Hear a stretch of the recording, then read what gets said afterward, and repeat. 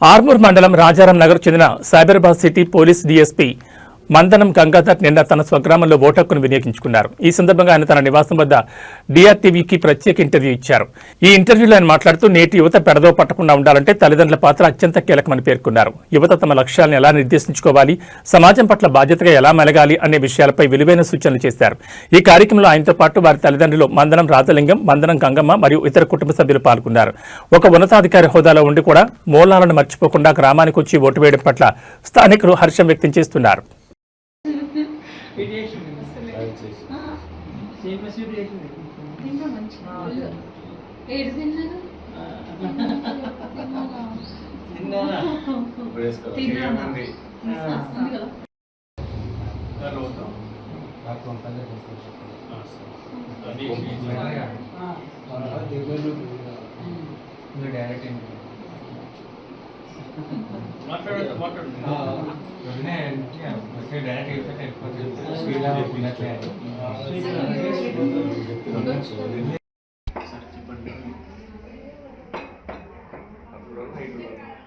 చూసి కొద్ది ఇటు చూసుకుంటే నేను అటు ఇటు లుక్ క్యాజువల్గా మాట్లాడాను. స్టార్ట్ కరే. ఆర్మూరు వాసిగా రాజారాం నగర్లో పుట్టి పెరిగి ఇక్కడే చదువుకొని 1998లో సబ్ ఇన్స్పెక్టర్గా సెలెక్ట్ అయినటువంటి ఈ ప్రాంతం నుంచి ఎదిగి అంచెలంచెలుగా ఇప్పుడు డిఎస్పీ స్థాయిలో 20 సంవత్సరాల పాటు సర్వీస్లో ఉండి అన్ని రకాల సమస్యల మీద అవగాహన కలిగినటువంటి వ్యక్తిగా ఓటు హక్కు విలువ, దాని యొక్క అమూల్యమైనటువంటి పాత్రను గుర్తెరిగి ఈరోజు నా భార్యతో సహా నేను ఆర్మూర్ పట్టణం రావడం జరిగింది.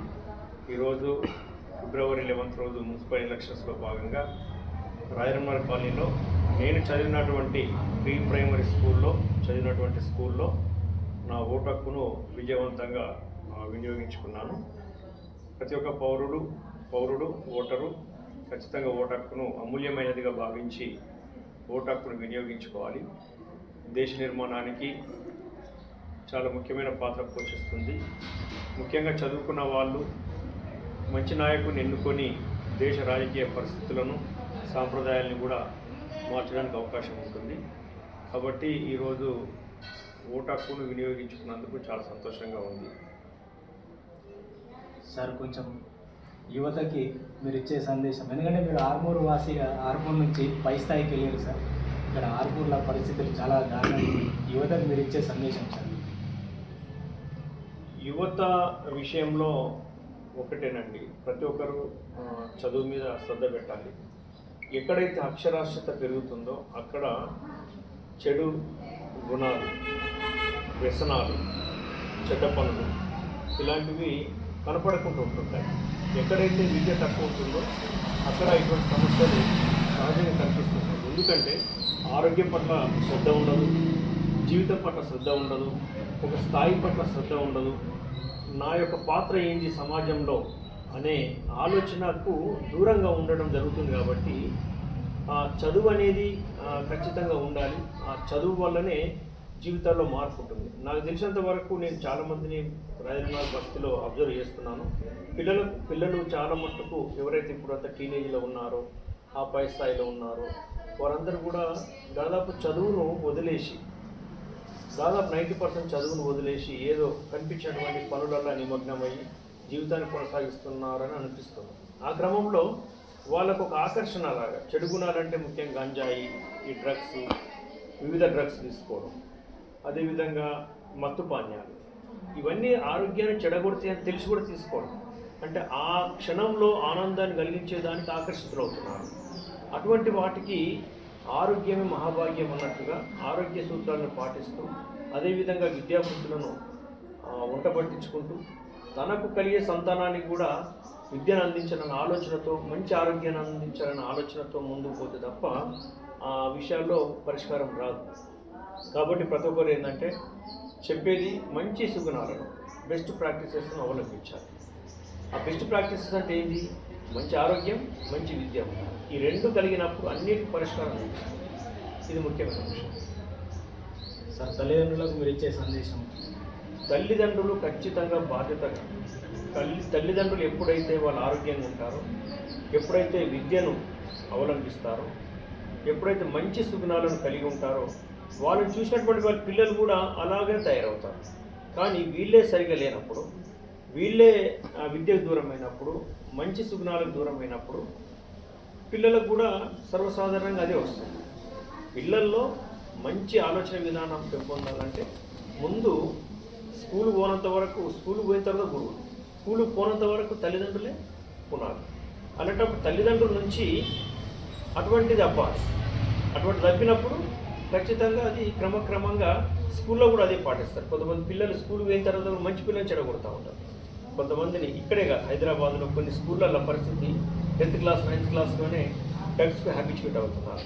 అటువంటి సాంప్రదాయం నుంచి దూరం ఉండాలంటే ఇంట్లో పిల్లల్ని క్రమశిక్షణతోని, మంచి పద్ధతులతోని, మంచి బుద్ధులతోని నేర్పించడం, అలా జీవనం గడపడం వల్ల తల్లిదండ్రులను చూసి పిల్లలను చూసి సమాజంలో ఇంకా కొంతమంది, ఇప్పుడు మేము ఎటువంటి సౌకర్యాలు లేని రోజుల్లో ఒక కల్చరల్ ట్రాన్స్ఫర్మేషన్ జరగాలనే ఆలోచనతోని, కల్చరల్ ట్రాన్స్ఫర్మేషన్ అంటే సాంస్కృతిక మార్పు అనేది చాలా గొప్ప అర్థాన్ని ఇచ్చే పదం అది. కల్చరల్ ట్రాన్స్ఫర్మేషన్ జరగాలనే ఆలోచనతో విద్య మీద దృష్టి పెట్టాము.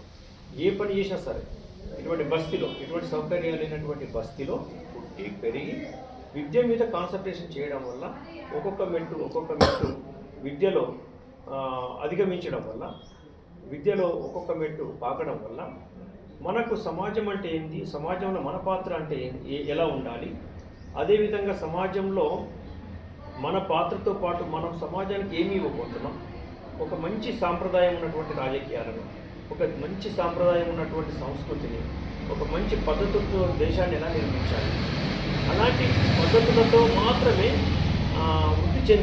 అభివృద్ధి చెందేది దేశము సంక్షేమంగా కానీ, అభివృద్ధి పరంగా కానీ, అలాంటి సుగుణాలతోని. అంటే నిరాక్షరాస్యత లేనటువంటి సమాజం, నిరుద్యోగం లేనటువంటి సమాజం, అదేవిధంగా ఆకలి చావు లేనటువంటి సమాజం నిర్మించినప్పుడు ఆ దేశంలో ఉన్న సంక్షేమానికి, అభివృద్ధికి ఒక అర్థం ఉంటుంది. అట్లా ఉండాలంటే ముందు నుంచే ఒక పద్ధతి ప్రకారంగా తల్లిదండ్రులు అలాగే ఉండాలి, పిల్లలు అలాగే ఉండాలి.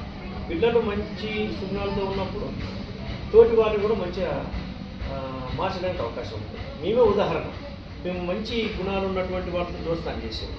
స్కూల్లో కానీ, కాలేజీలో కానీ, ఒక కాలేజీలో, స్కూల్లో అటువంటి పరిస్థితులు, అటువంటి పరిణామాలు ఉంటే ఇంకొక స్కూల్కి వెళ్ళిపోవడం, అక్కడ నేర్చుకోవడం. నేను అప్పర్ ప్రైమరీ స్కూలు గోల్బంగ్ల దగ్గర చదువుతున్నాను. ఆ తర్వాత లేదా హై స్కూల్లో బాగుంటుందని చెప్పి విద్యార్థి హై స్కూల్కి వచ్చాను.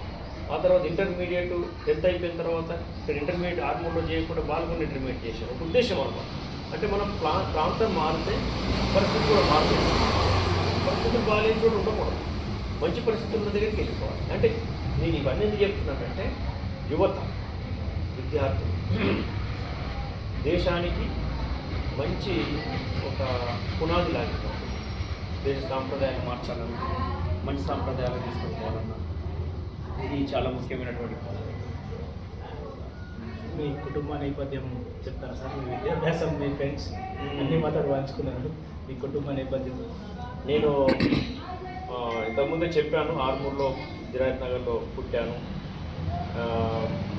1980లో రాజనగర్ కాలనీలో ఈ ప్లాట్లు గవర్నమెంట్ ఇవ్వడం, ఈ ప్లాట్లలో పెరగడం, ఇక్కడే ఉండి ప్రీ ప్రైమరీ స్కూలు, అదేవిధంగా అప్పర్ ప్రైమరీ స్కూలు గోల్బంగ్ల దగ్గర, అదేవిధంగా హై స్కూల్లో 10th వరకు, తర్వాత Balkonda intermediate, PG college, degree, PG Osmania university.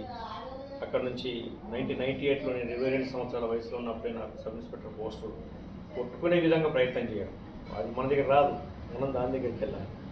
పోటీ పరీక్షల్లో నెగ్గడం, ఇటువంటి పరిస్థితుల్లో అంటే ఎటువంటి పరిస్థితుల్లో నెగ్గామంటే, మీ అందరికీ తెలుసు ఇక్కడ మా యొక్క కల్చర్, ముఖ్యంగా పుర నేపథ్యం, ఎటువంటి వృత్తులు లేనటువంటి కులం, ఏ పని కనిపిస్తే ఆ పనికి వెళ్ళడం, కూలి పనులు వెళ్ళడం, న్యూస్ పేపర్ బాయ్గా పనిచేశాను, సంచార జీవిగా తిరిగాను, బాల కార్మికులుగా తిరిగాను, చేయని పని అంటూ లేదు. అటువంటి పనులు చేస్తూ కూడా ఈ స్థాయికి రావడానికి కారణం ఏంటి అంటే, మనం ఏ పని చేసినా సరే ఒక పట్టున ఒక గంటనో అర్ధగంటనో చదువు మీద దృష్టి పెట్టాలి. అంటే విద్యార్థులకు కానీ, యువతకు కానీ చెప్పేది ఏంటంటే, ఎవరికైనా అవకాశాలు వస్తాయి, కానీ ఆ రంగంలో కొనసాగుతూ ఉండాలి. ఆ రంగంలో కొనసాగినప్పుడు ఖచ్చితంగా ఏదో ఒక రోజు ఫలితాలు మన దగ్గరికి వస్తాయి. అంటే రంగం అంటే ఇది ఇక్కడ ఒక విద్య అనేది రోజు గంటనో 2 గంటలు ఏ పని చేసినా సరే విద్యను అశ్రద్ధ చేయకుండా చదవడం వల్ల ఒక స్థాయిలో పోటీలు తట్టుకోగలుగుతుంది. పోటీ పరీక్షల్లో తట్టుకొని నెగ్గి ఒక మంచి పోస్టులో పోయిన తర్వాత ఏం జరుగుతుంది, కలిసి ఆర్థికంగా బలపడతాం. ఆర్థికంగా ఎప్పుడైతే బలపడతామో సాంస్కృతికంగా మార్పు చెందుతాం. సాంస్కృతికంగా ఎప్పుడైతే మార్పు చెందుతామో సామాజిక హోదా కలుగుతుంది. సామాజిక హోదా అయితే ఎప్పుడైతే కలుగుతుందో అప్పుడు మనిషికి ఆత్మవిశ్వాసం, ఆత్మగౌరవం క్రమక్రమంగా పెరుగుతుంది. ఈ సూత్రాన్ని నేను 9th ఒక సూత్రం గీసుకున్నాను. ఇలా ఉండాలి. సాంస్కృతికంగా చేంజ్ కావాలంటే ఆర్థికంగా బలపడాలి. ఆర్థికంగా బలపడినప్పుడు సంస్కృతికంగా మనం చేంజ్ అవుతాం. దీంతో సామాజిక హోదా కలుగుతుంది. ఆత్మవిశ్వాసంతో ముందడుగేస్తుంటాం. దీంతో అంచెలంచెలు ఎదుగుతుంటాం.